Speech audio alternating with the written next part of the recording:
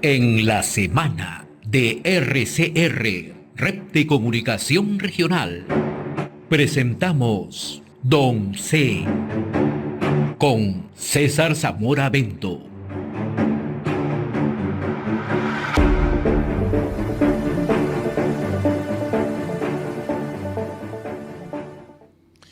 Le damos la bienvenida a César Zamora Bento. César, qué gusto saludarte, buen día.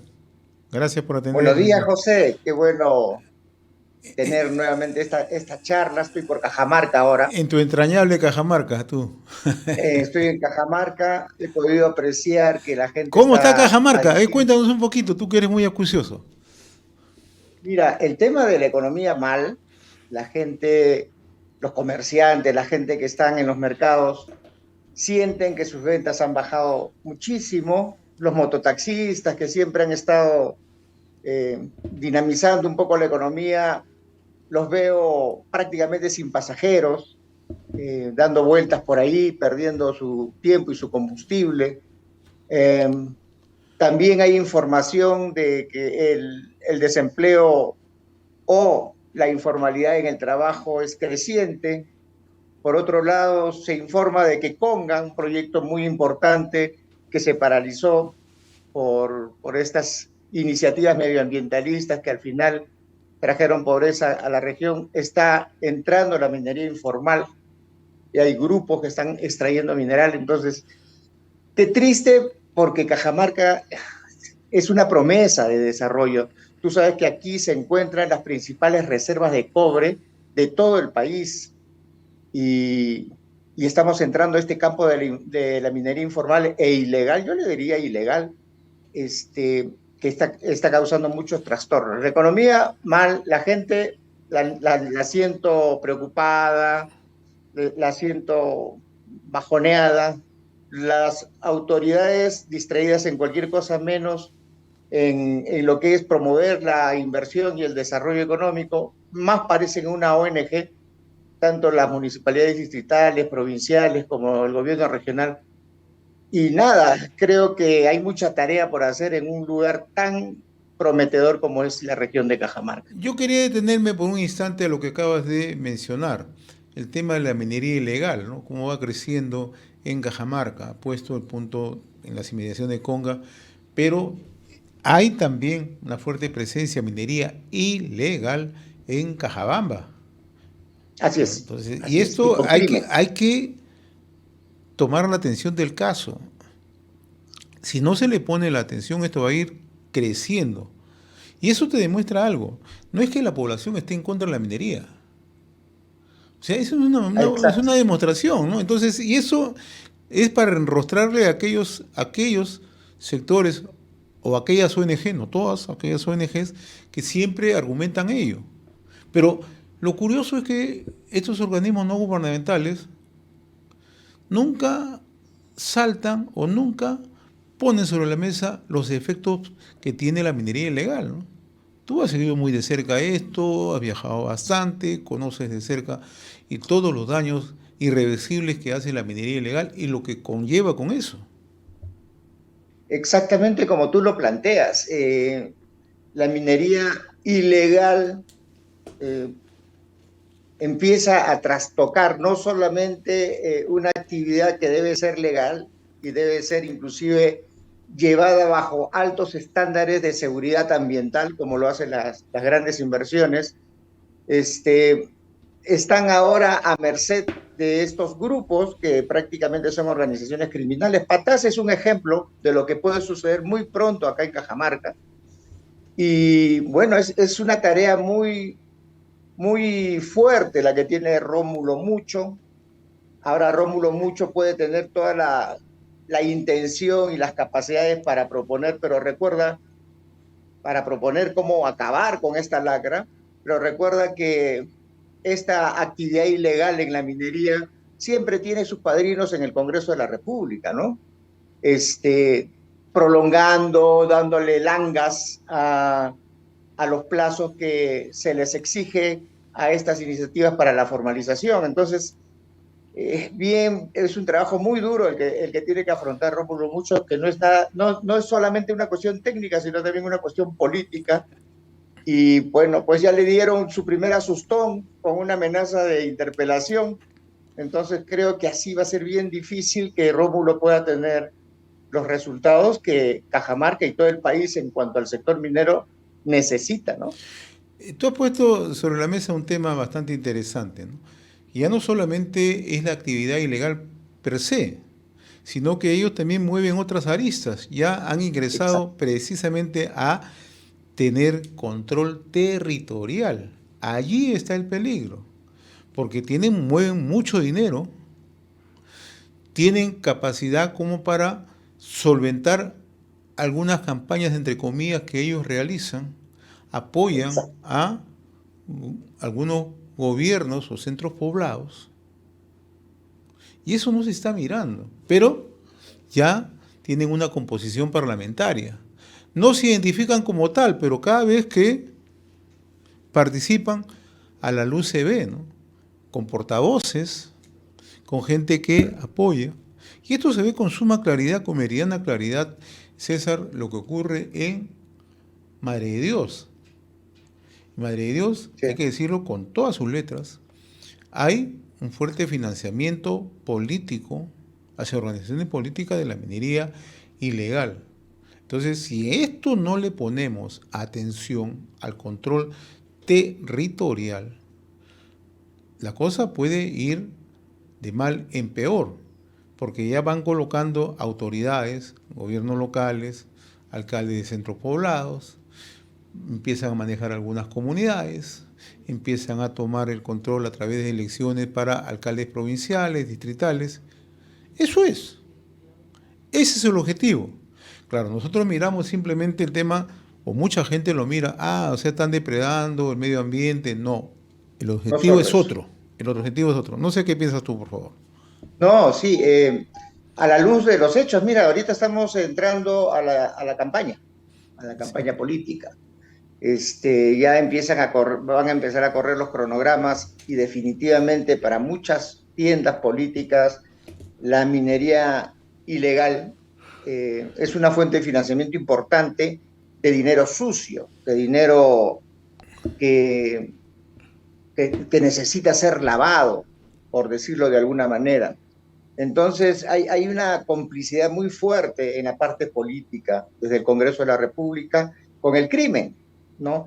Y en el medio tú tienes iniciativas de empresas formales cuyos estándares están siendo siempre supervigilados por la OEFA, que tienen que cumplir requisitos y tú no tienes cómo competir con ellos porque sencillamente la minería ilegal se desarrolla en la clandestinidad y en la impunidad.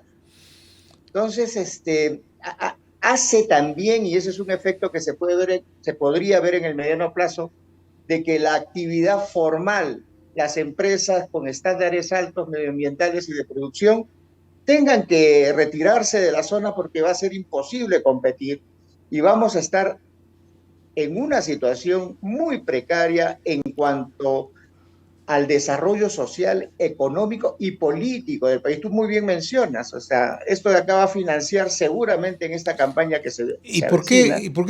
por qué te planteaba este tema, César? Porque, como se dice en el argot, ellos ponen huevos en todas las canastas. Exacto. En todas las canastas. O sea, comprometen con antelación a potenciales líderes locales. Eso es. Entonces, se conoce, no es que no se conoce, sino que hemos dejado de actuar, hemos dejado de actuar. Pero además hay un silencio cómplice de aquellos que se oponen precisamente a la minería, ¿no? Eso, ahí no Así dicen es. nada. Y saben que eso ocurre. Ellos saben que eso ocurre.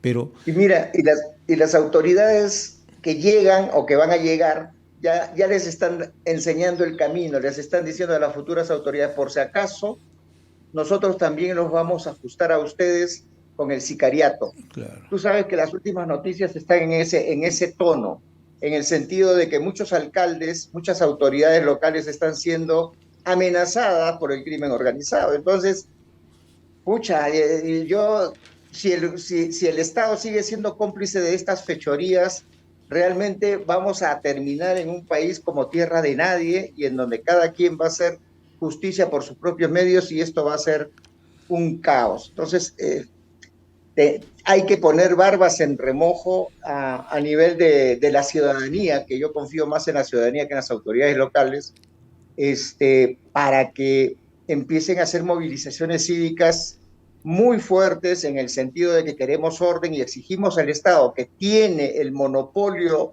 de la fuerza otorgada, que cumpla su trabajo. Tiene los recursos que nosotros le damos a través de los impuestos, que cumpla su trabajo y que ordene este asunto. Y no esté vendiendo estas salvas, como por ejemplo el otorgamiento de la liberación de los fondos de la AFP. Para esta gente que he visto, que te dije al inicio, gente que está con una economía muy baja, seguramente muchos de ellos están endeudados y ahora pues le quieren dar el alivio a través de esta norma aprobada en el Congreso para liberar hasta 4 UITs de las AFPs de los ciudadanos, que por cierto no son la gran mayoría de ciudadanos, sino aquellos que tienen trabajo formal. Ese tema que estás tocando es un tema también bastante delicado, ¿no? Porque no se está mirando en perspectiva lo que va a ocurrir hacia adelante, ¿no? Hay mucha gente que, ayer me decía un economista del Instituto Peruano de Economía, Teodoro Crisólogo, un reconocido economista muy joven él, pero con mucha perspectiva mirando lo que se viene, decía, lo que ocurre con estos temas es que se está hipotecando el futuro de la gente, se está hipotecando las pensiones de la gente. O sea, ya no vas a tener posibilidad. Y el número es bastante alto, ¿eh? No estamos hablando, entonces, claro, ahora surgen voces ya en el Parlamento, y en eso sí hay que ser directo, y si hay que hacer una campaña hay que hacerlo. Porque hay gente que piensa ya chocar con los fondos, porque en su coeficiente ideológico es chocar con los fondos de las AFPs, con el fondo tuyo, con el fondo de las personas, ¿no?, que aportan a las AFP, ¿no?, para generar una pensión universal. Estamos frente a un hecho bastante delicado. Sí, bueno, tú lo hemos dicho en varias entrevistas, el Sistema Nacional de Pensiones, que es un fondo de reparto, y la AFP tiene marcadas diferencias, ¿no? ¿Sí? Las AFP pueden ser, para mí es la mejor alternativa porque tienes tu cuenta de la plata que tú estás poniendo y no la licúas con otra. Sin embargo, ha tenido que ser perfeccionada en muchos espacios, pero digamos, no es para que la liquiden. Lo que están haciendo ahorita es tirarse abajo a la AFP, que no tengan los fondos suficientes para poder hacer... Vulnerar el sistema. Eso es lo que están haciendo. Vulnerar el sistema, torpedearlo a tal punto que no pueda mantenerse y ya salen pues, como por ejemplo Fuerza Popular está lanzando un sistema mixto, ¿no? Un sistema mixto. En realidad, yo no cambiaría lo que funciona, sino mejoraría lo que funciona. En el caso de las AFPs, ampliaría el mercado, invitaría a más instituciones para que haya competencia. Mayor competencia. Claro. Pero esa es chamba, mira, esa es chamba de la SBS, y la SBS me parece que hace un trabajo pésimo, no solamente en las AFPs, también en el sistema bancario, financiero, y hacen un juego de pared perverso. Mira, según lo que dices, la SBS más o menos son 34.000 millones de soles que se estaría soltando, de acuerdo a un cronograma que se va a establecer, y que la mayoría de esos fondos va a servir para pagar deudas, ¿no? Y muy poco va a ir para consumo. Y lo pone como albricias, como que, por ejemplo, eso no va a implicar un proceso inflacionario, un rebrote inflacionario. Pero yo digo, ¿y dónde está el negocio acá? ¿No será que los banqueros del país están promoviendo que suelten las pensiones, el futuro de la gente, para que ellos puedan recuperar los préstamos que están siendo pesados, porque la gente no puede pagar en una economía recesada? ¿No será que el Congreso, Luna Gálvez, está metido con los banqueros para que suelten esa plata y al final dónde va a llegar si se pagan las deudas? Va a llegar al banco. Entonces, ¿quién gana en este negocio? Yo, digamos, estoy endeudado, recibo mi FP y pago mi deuda con el banco. ¿Dónde quedó la plata? ¿En mí? No. ¿Aumentó mi consumo? No, estoy pagando una deuda. Entonces el banco recibe esa plata y empieza a tener más liquidez. O sea, está recuperando sus carteras pesadas, consecuencia de una economía que está en recesión, que todos lo sabemos. Entonces, por favor, miremos muy bien dónde está la madre del cordero, porque para mí no es casual que exista este cubileteo en el Congreso para sacar esta norma, en donde, te vuelvo a repetir, la mayor cantidad de esos 34.000 millones de soles va a ir a los bancos como recuperación de préstamos que están en riesgo de ser morosos o incobrables, ¿no? Sí, es en efecto, ¿no? Y lo que tú apuntas, anotas, era necesario hacer algunos cambios, algunas modificaciones en el sistema. Claro que era necesario, ¿no? Claro que sí. Pero nunca se actuó. Ni desde el Congreso, ni hubo la voluntad de las propias AFP. Y ahora estamos en este problema. Un problema bastante serio. Porque, ¿qué es lo que se viene de aquí a unos años? ¿El Estado está en capacidad de pagar pensiones universales como muchos proponen? Esa es una falacia, tú lo sabes. Mira, y además el Estado no produce un sol. El Estado te mete la mano al bolsillo y te cobra los impuestos para precisamente subsanar los errores de hoy, mañana. Entonces, la gente que entienda que el Estado, esas pensiones universales que quiere imponer, básicamente es decirle a los ciudadanos presentes y del futuro que ellos van a tener que financiar las pensiones universales de un montón de gente que hoy, por la cuestión de un mal manejo económico, entraron en crisis, se endeudaron y tuvieron que coger sus pensiones porque un Congreso, coludido yo con la banca nacional, soltó 34.000 millones de soles en este séptimo desembolso. Entonces, es cruel, y hay que decirlo con sus letras. Acá hay negocio, acá no hay una voluntad de ayudar a la población que se encuentra en crisis. No, acá hay negocio, porque vuelvo a repetir, esa plata va a ir a los bancos porque tienen riesgos de que puedan entrar muchos de sus clientes puedan entrar en falta de pago. Entonces, así es. Nada, hay que decirlo las cosas en voz alta, mi estimado José. Esto de acá me huele a chicharrón podrido. Y hay que seguir mirando este tema, ¿no?